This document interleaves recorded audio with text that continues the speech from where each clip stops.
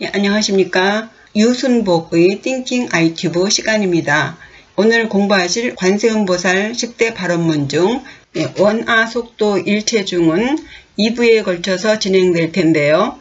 1부에서는 중생이라는 말의 어원과 중생의 특성에 대해서, 그리고 2부에서는 중생을 구제해야 하는 이유에 대해서 공부하시겠습니다. 본문에 앞서 유순복의 구독자가 아니신 분들 구독 버튼 눌러주세요.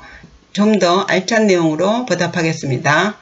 그럼 강의 시작하죠. 오늘 공부하실 원화 속도 일체중을 공부하시기 전에 잠깐 복습을 해야 하겠습니다. 이 10대 발언문은 그냥 소원을 나열한 것이 아니고 무명의 상태에서 법을 만나 깨달음의 길을 가는 과정에 따라 단계별로 설정된 것입니다. 말하자면 제일 먼저 우선되는 것이 법을 만나서 법을 알아야 하는 것이겠죠. 때문에 첫 번째 원화 속지 일체법, 즉 모든 법을 알고자 하는 것, 이것이 제일 첫 번째 발언이 되는 것이죠. 법을 알아야 하든 말든 하지 않겠습니까? 일단 법을 알고 나면 얻고자 하는 것이 바로 지혜안입니다. 그래서 두 번째 원화 조득 지혜안 을 공부하셨죠. 이 지혜안은 일단 무명의 상태를 벗어난 깨달음에 입문한 존재들입니다. 이때부터는 이제 구체적인 이론 공부에 들어갑니다. 때문에 법의 말씀을 듣든 독학을 하든 공부를 해서 지혜안을 얻은 성문연각이라는 존재들이 이 단계에 속합니다. 이 존재들이 얻은 지혜안의 특징은 아직 너와 나를 구분하는 단계에 머물러 있는 존재로서 자신의 깨달음이 우선인 단계입니다. 다만 그들이 지혜의 눈을 가졌기 때문에 세세하게 모든 것을 알기 때문에 결코 그 무명의 세계에 다시 물들지 않는 그런 존재들입니다. 그래서 이 단계부터는 육도중생의 윤회를 반복하지 않지요. 이 과정을 거치면 드디어 보살의 단계가 되는데요. 이 단계에서는 전 단계에서 공부한 이론, 즉 성문연각의 과정을 거치면서 공부한 이론을 실천함으로써 완전한 깨달음에 이를 수 있는 수행을 하게 되는, 즉 중생구제가 목적인 보살행의 단계가 되겠습니다. 그래서 오늘 공부하실 내용은 나모대비관세음 원화 속도 일체중입니다. 대자대비하신 관세음보살님께 기의합니다. 원컨대 제가 속히 모든 중생들을 건지게 해주소서라는 내용이 되겠습니다. 먼저 한자를 보시면요. 이 원자는 청구문, 기원문의 앞에 들어가는 글자죠. 속자를 보시면요. 여기 빠를 속히라는 뜻이죠.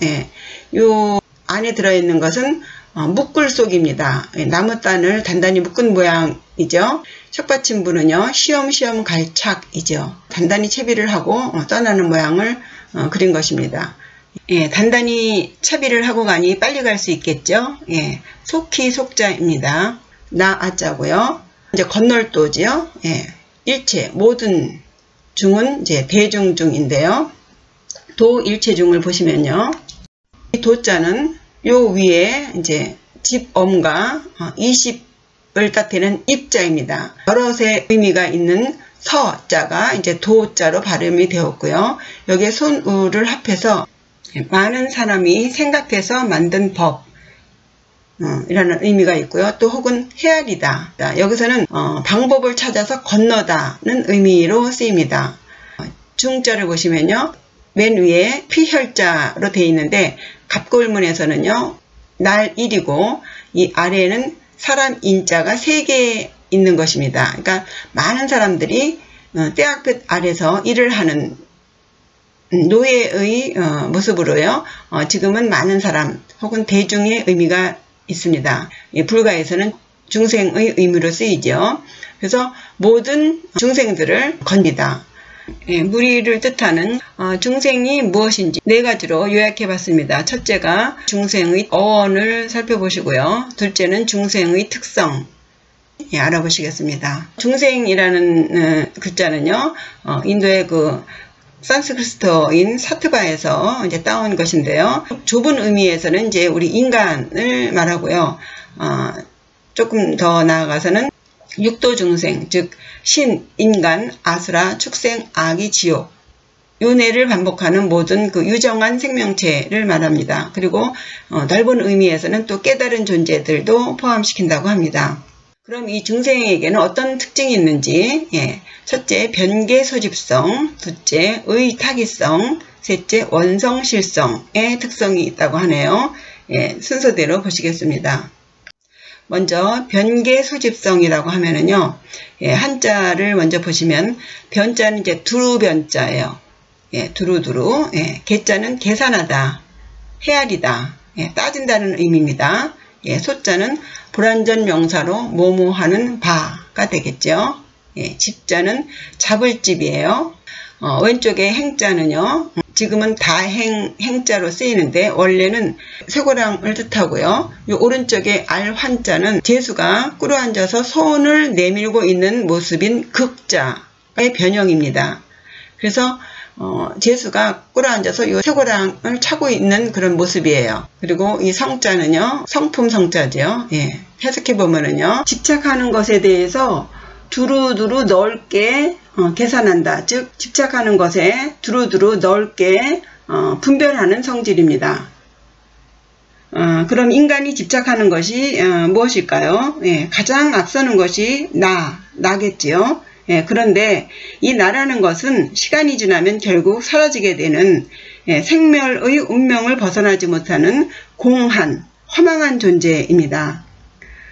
따라서 이 공한 존재가 대하는 모든 외물, 즉 경계라는 말도 하는데요.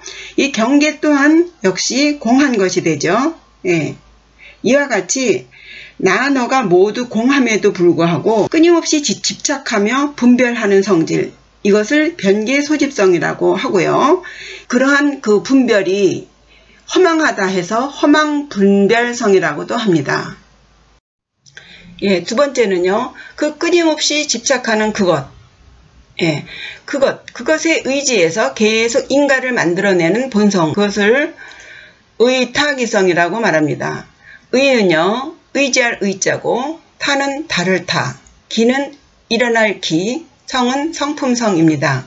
여기서 타라고 하는 것은 갖가지 인연에 의해서 만나게 되는 것입니다. 중생이 비록 그 공함을 다 안다 할지라도 기본적으로 이 땅에 발을 밟고 사는 한 삶을 유지하려면 최소한 공기며 물이며 이런 절대 필요한 것들이 있지 않습니까?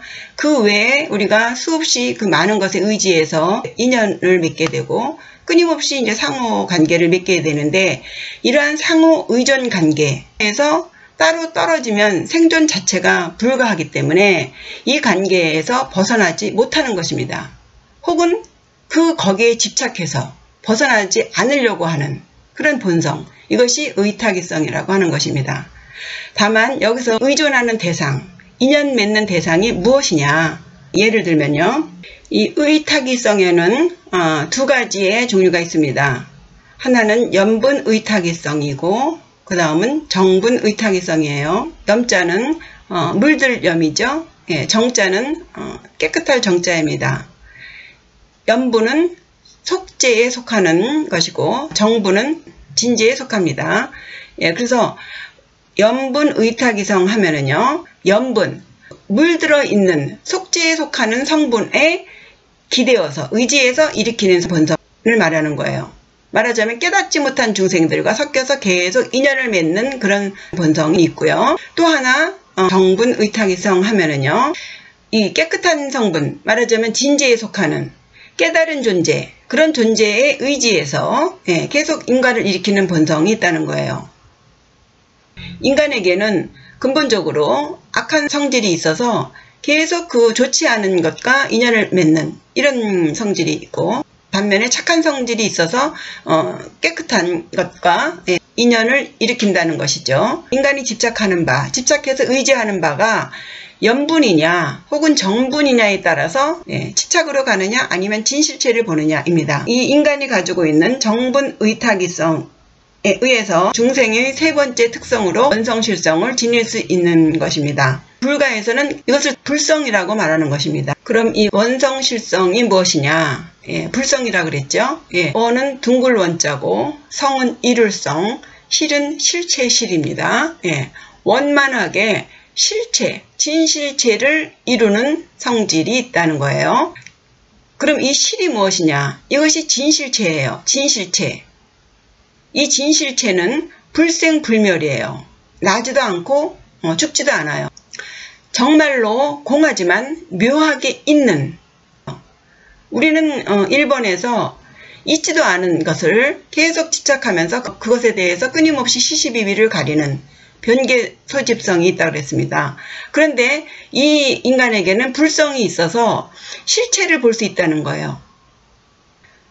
그래서 이 불생불멸의 진실체가 될 수 있다는 거예요.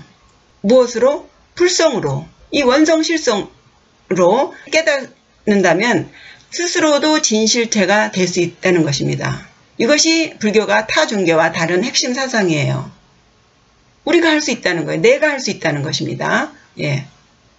예, 이상으로 우리가 이 중생이 가지고 있는 특성, 이 세 가지 허망한 것에 집착해서 끊임없이 시시비비를 가리는 성질, 그리고 그 집착하는 것, 그것에 의지해서 계속 인연을 일으키는 성질이 있고, 그리고 또 그런 반면에 또 원만하게 그 공이 아닌 실체를 이룰 수 있는 성질이 있다. 이 세 가지에 대해서 이제 공부를 하셨는데요. 이 세 가지의 관계가 따로따로 떨어져 있는 것 같지만 이 세 개가 아주 또 밀접하게 관련되어 있는 불주분리의 관계라는 거예요. 붙어 있는 것 같지만 붙어 있지 않고, 떨어져 있는 것 같지만 떨어져 있지 않는, 예, 그런 관계로 되어 있다는 것입니다. 그래서 이 삼성의 관계를 사, 승, 마의 관계로 설명해 보겠습니다. 사는요, 뱀을 말하고요. 승은 밧줄, 마는 삼입니다. 깜깜한 밤에 밧줄을 보고 마치 뱀인 줄 알고 놀래는 것.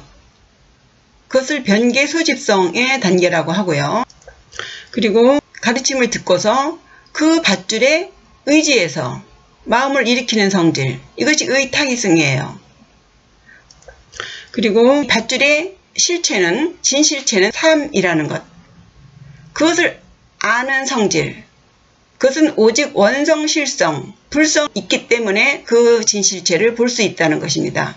그 밧줄의 실체가 마인데 이 마가 어떤 때는 밧줄이 되고 어떤 때는 옷도 되고 어떤 때는 천막도 되는, 그때그때의 인연에 따라서 얼마든지 다른 형태로 만들어지는 것이죠.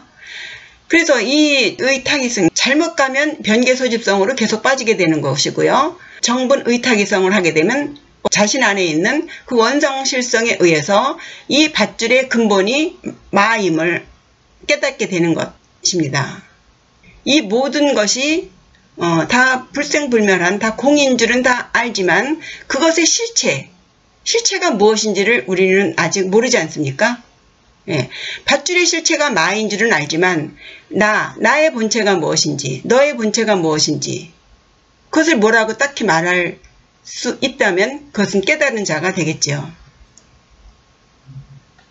요약하면요, 인간은 변개소집성이라는 본성이 있어서 그 밧줄을 뱀이라고 이제 분별한다는 거죠. 예, 그것은 인간이 가지고 있는 그 사상, 즉 아상, 인상, 중생상, 수자상에 의해서 이제 분별하기 때문에 육도 중생을 벗어나지 못하고 계속 윤회를 반복한다는 것입니다.